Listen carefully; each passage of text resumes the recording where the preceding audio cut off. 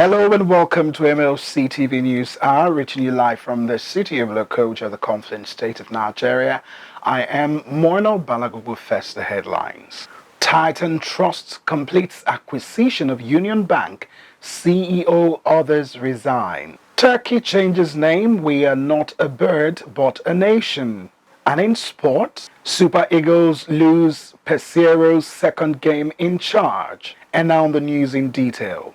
President Muhammadu Buhari in Madrid said federal government will aggressively protect and defend the interests of law-abiding citizens in the diaspora. Buhari gave the assurance when he met with Nigerians living in Spain on the sidelines of his three-day state visit. According to a statement signed by his special advisor on media and publicity, Femi Adesina, the diaspora team which met with Buhari included President of the Association, John Bosco, his deputy, Richard Omoregbe, Super Eagles player who plies his trade with Leggings FC, Kenneth Omero, a football agent, Obina Okafor, Mohammed Bashir, a student of global affairs, Segun Adedoyin, and a businessman, Bright Omorodion.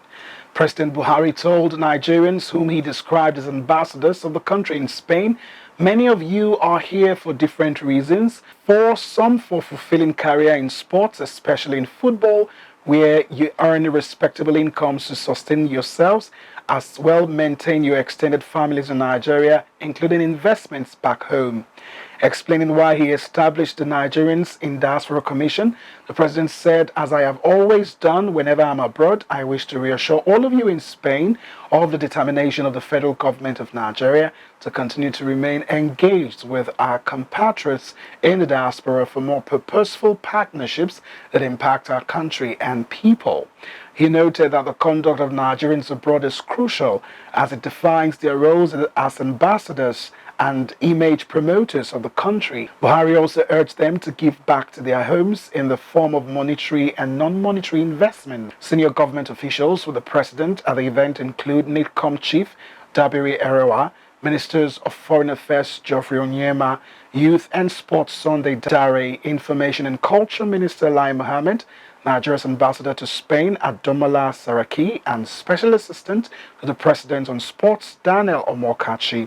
Super Eagles player Kenneth Omero presented President Buhari with a football jersey in appreciation of the Nigerians' leaders' support for sports, primarily the Super Eagles. Other activities lined up for the celebration, according to the statement, include an environmental awareness walk and submission of petition for the support of the environment to the Lagos State House of Assembly, with the climax of the 2022 celebrations on Sunday.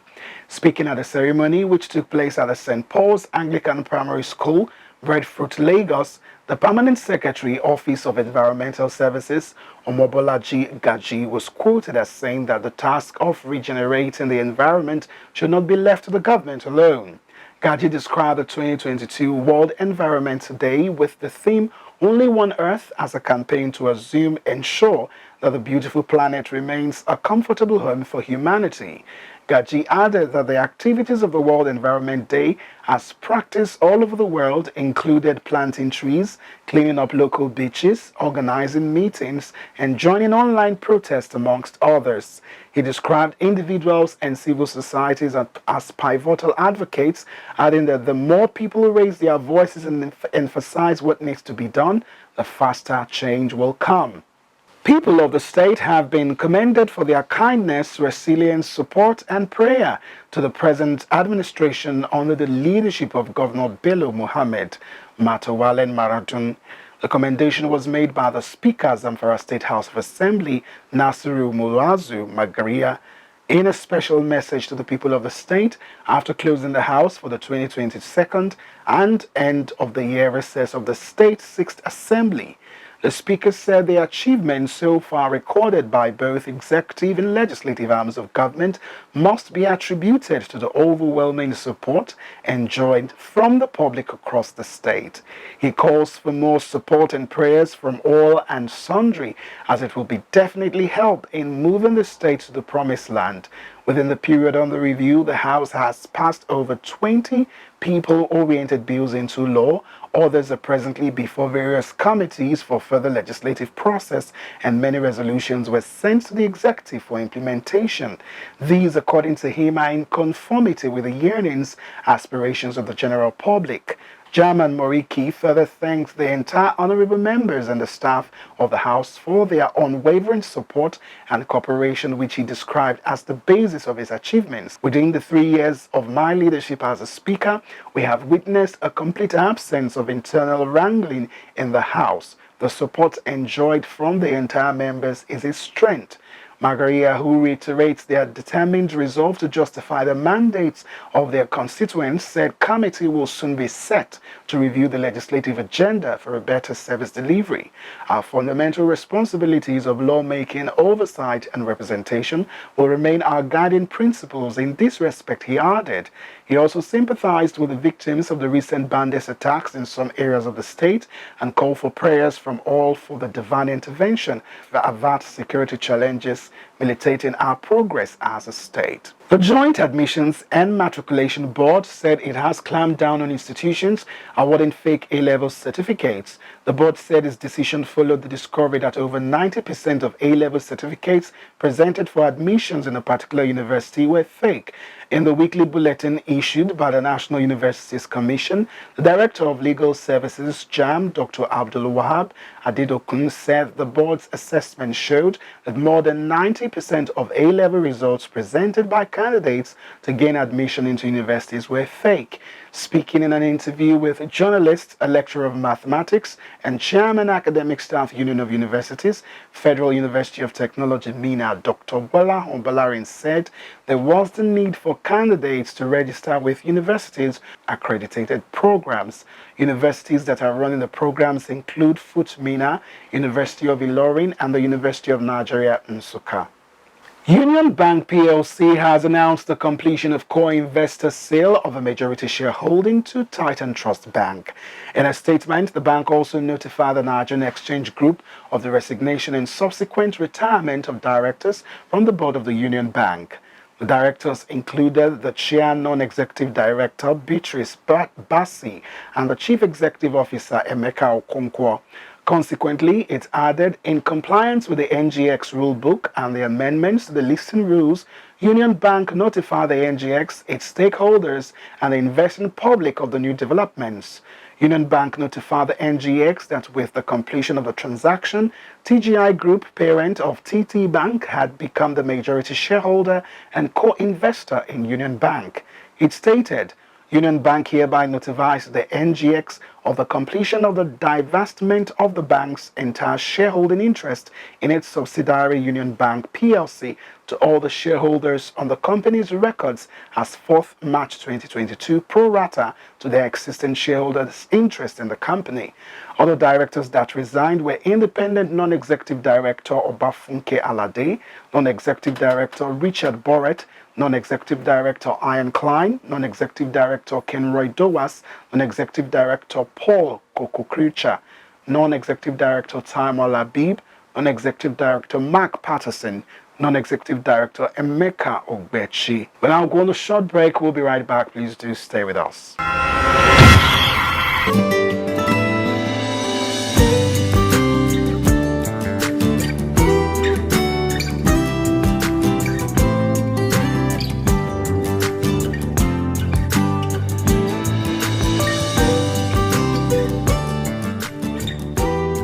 GYB.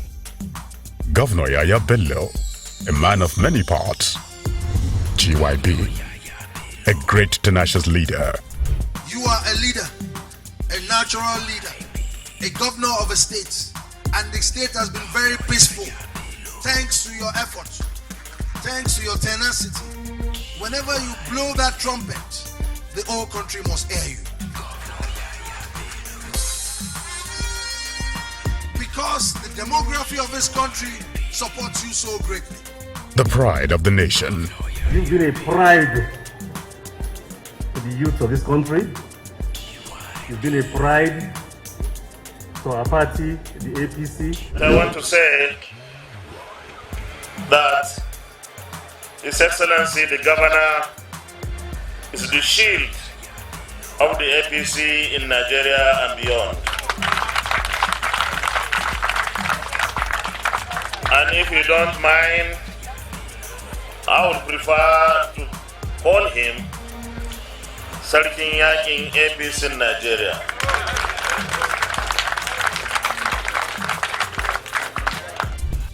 A political strategist. There are only two people in the APC that give me headache. I'm worried about Governor Yahya Bello because of some of the footprints I see him doing, and he's young, he can connect to the right audience. I've seen that of all of them, he's the only one who has been consistently taking steps to try to cut people.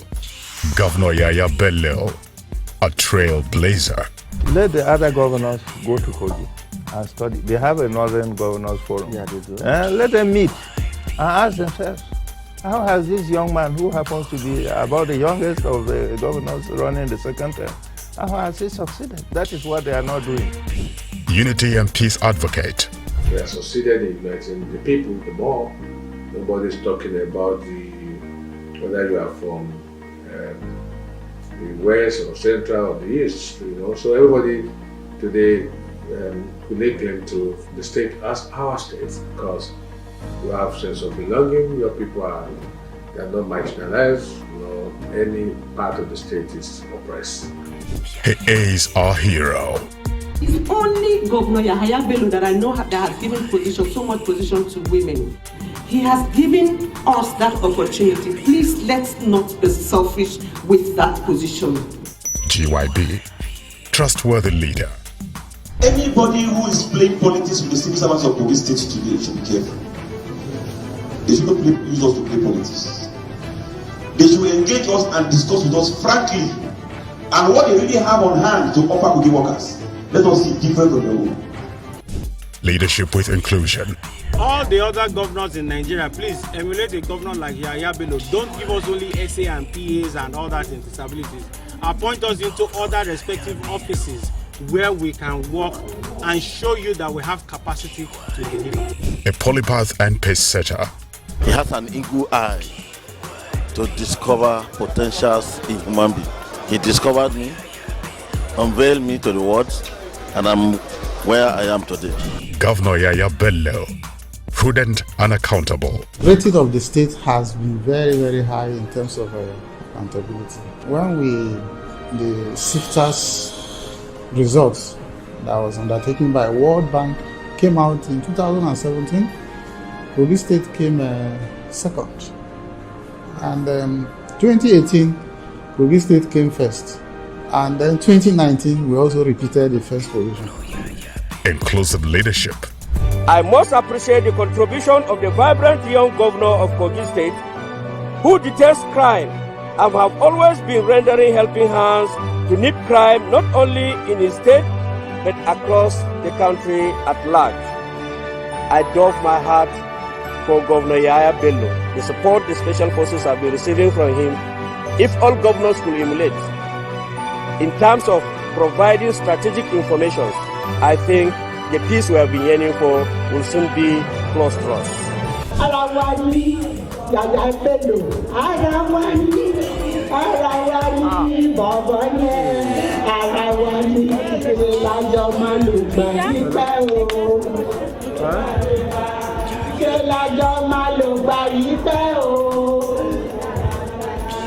This is who Governor Yahya Bello is.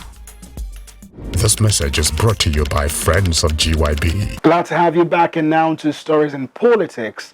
The Bauchi state government, Bala Mohammed, has reappointed Ibrahim Kasim as the secretary to the state government. This was a way of rewarding him for stepping down for him and paving a way for him to get his re-election ticket to contest for a second term. Governor Mohammed, who was earlier contesting the presidential primary of the People's Democratic Party, had assigned Kasim, who secretly resigned from office as SSG, to get the ticket of the party for him. After losing the presidential primary with only 20 votes, Mohammed returned to the state in a bid to claim the governorship ticket of the PDP, which Kasim won for him. However, the news broke late Tuesday evening that the former Director General of the Bureau of Public Enterprises, who was the candidate of the PDP, had been elected, according to the party, as the sole candidate with 655 votes out of 656 cast, resigned from contesting the election. Following this development, the party started making arrangements to conduct a fresh governorship primary, which would pave way for Bala Mohammed, a former minister of the Federal Capital Territory, to get to the PDP ticket to contest for a second term. The special advisor on media to the governor, Mokhtar Gidado, in a statement which was made available to journalists in the state Thursday night, said Kasim's reappointment as SSG was with immediate effect. He said that his appointment was as a result of his loyalty, track record, and competence. The media aide said His Excellency Bala A. Mohammed, the executive governor of Bauchi State, has approved the reappointment of Ibrahim Kashim as the secretary to the Bauchi State government. 20 persons were injured and shops razed by fire when another gas explosion rocked Sheka quarters in Kumbotso local government area of Kano State. It was gathered that the gas explosion went off around 8 p.m. at a gas cylinder refilling shop on Thursday night. According to a source, the persons in the gas shop and other business owners in adjacent shops were mostly affected in the incident. It was recalled that the last month, a similar explosion left 9 dead with school children injured in what police later confirmed as IED. Saminu Yusuf, the spokesperson of the Kano State Fire Service, confirmed that 20 persons were affected in the incident. He also confirmed that the affected victims have been evacuated to the hospital by the firemen deployed to the scene. According to him, the incident was caused by a man frying and selling fish near the gas shop. The spokesperson explained, "We received an emergency call at about 7:04 p.m. from Adamu Mohammed, who reported an outbreak of fire at Sheke Kashan Kwalta, Kumbosto local government area." He stated that upon arriving the scene of the incident, they found a building of a ground floor of about 40 by 40 feet used as a dwelling place and shops engulfed by fire. An explosion on Thursday evening claimed 2 lives, including a masquerade, leaving many others injured at Idoji area of Okene Local Government Council of Kogi State. The incident occurred at Idoji, part of the local government where a Chian festival and annual masquerade festival was going on. Eyewitnesses disclosed that the bomb was suspected to be local explosive and was detonated in a gathering of spectators at the festival, adding that it left nails gorged in the wounded legs of some of the victims. One of the residents of the area who witnessed the incident, Usman Aminu Kusani, stated the explosion occurred around 6 p.m. when some people, including masquerades, gathered to celebrate the annual Achene festival in Okene. Sani, who disclosed that the sound of the explosion affected many residents of the area, stated that a man whose name and address is yet to be identified lost 2 of his legs, while many others sustained injuries. He added that one of the victims of the explosion died on the way to Okenwe General Hospital, where the victims were taken to for medical treatment. He further noted that on reaching the hospital, some of the victims were referred to Lokoja, as some of the injuries could not be handled by the medical personnel in Okenwe. Following the attack, the chairman of Okehi local government area, Abdurrahim Ohiare, has suspended masquerade outing. In a statement, Ohiare directed custodians and traditional heads to obey the new development, assuring of his commitment to peaceful coexistence. Confirming the incident, the police public relations officer, SP William Aya, stated that there was an explosion in Okene where some people were injured. The PPRO, who stated that the unconfirmed information reaching him revealed that one of the victims of the explosion had died in the hospital. He added that the Commissioner of Police, Kogi State Command, CP Edward Ibuka, had deployed police bomb experts to the scene of the explosion to unravel the causes of the explosion.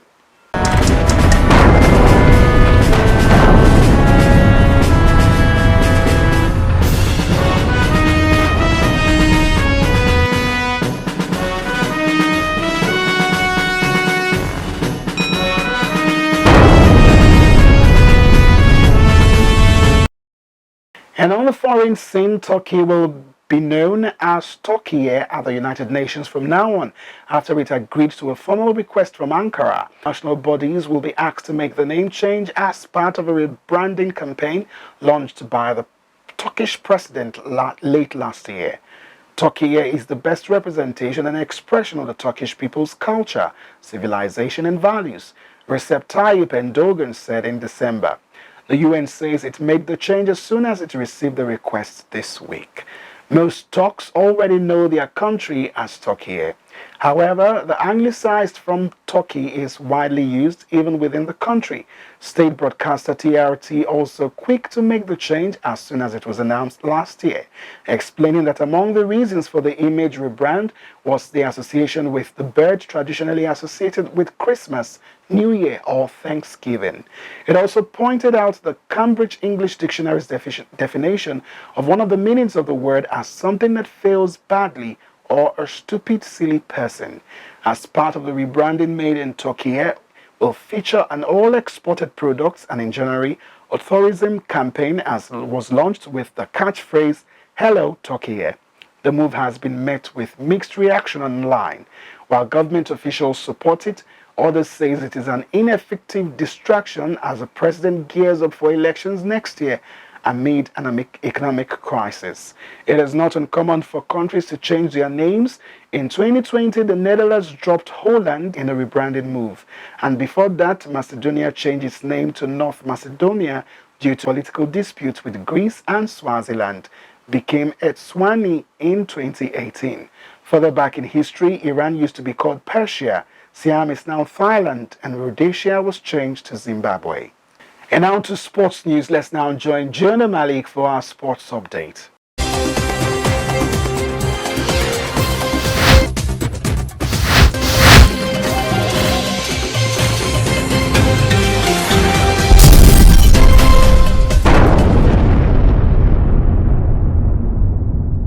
And on sports updates, after kicking African champions, the Tigers, out of the FIBA 2022 Women's Basketball World Cup, the Federation of International Basketball Association has threatened further sanctions against Nigeria. The decision to have Nigeria banned from the World Cup in Sydney, Australia, came after the federal government withdrew from international basketball competitions. Sports Minister Sunday Dare stated that the withdrawal, which took effect 3 weeks ago, was part of the federal government's effort to restore the sport from the grassroots, as well as to put an end to the lingering leadership crisis that has rocked the factionalized Nigerian Basketball Federation for close to a decade. A week after the withdrawal, FIBA, in a letter addressed to factional Nigeria Basketball Federation President Musa Amadu Kida, signed by Jamie Lamboy, head of legal, FIBA, and dated May 18, 2022, warned Nigeria of possible sanctions. FIBA in the letter stated that Nigeria was at risk of further sanctions, saying the withdrawal was a breach of Article 9.7 of FIBA General Statutes, which states national member federations shall manage their affairs independently with no influence from third parties. The global body stated that Nigeria has withdrawn from the tournament due to NBBF's failure to confirm the Tigers' participation in the tournament. FIBA also confirmed that Mali had been invited to replace the Tigers in Australia. The Tigers are qualified for the World Cup after defeating France and Mali in Group B of the FIBA Women's Basketball World Cup 2022 qualifying tournament in Belgrade.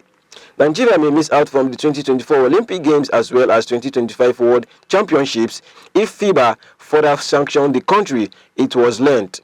Similarly, the country will also be unable to compete at the next two AfroBasket Championship, male and female. The Super Eagles concluded their tour of the United States of America with a loss to Ecuador at the 25,000 capacity Red Bull Arena in Harrison, New Jersey. The match, played early on Friday, saw Nigeria losing 1-0 to Ecuador in new coach Jose PESEIRO'S second outing with the squad. An early goal by Pervis Estupinian was enough for the Ecuadorians to win against Nigeria in a match that, apart from the goal, took more than 70 minutes to provide excitement in the penalty area. In what was Coach PESEIRO'S first outing with the squad, Nigeria lost 2-1 to Mexico in a game of two halves in Dallas on Saturday. The match against the Ecuadorians came exactly a week before the Super Eagles tackled the Lone Stars of Sierra Leone at the MKO Abiola National Stadium, Abuja, in their opening 2023 African Cup of Nations qualifying series. And that's sports update on MLC TV News. I am Malik Jonah reporting. Back to our caster for more stories.